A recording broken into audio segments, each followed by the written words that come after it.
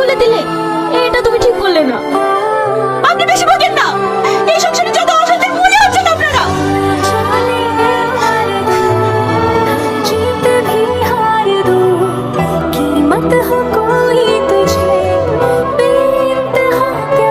শোনো, বৌমা কি বলেছে শুনেছো? আমরা নাকি এই সংসারের অশান্তির মূল কারণ।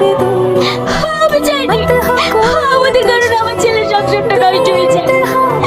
তার থেকে বাবুকে ভালো করে বুঝিয়ে ওদেরকে আলাদা হয়ে যেতে বলো।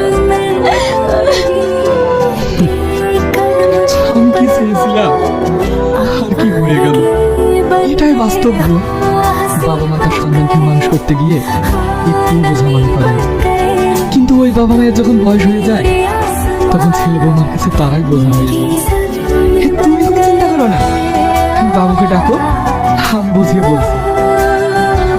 কারণ আমাদের কারণে ছেলের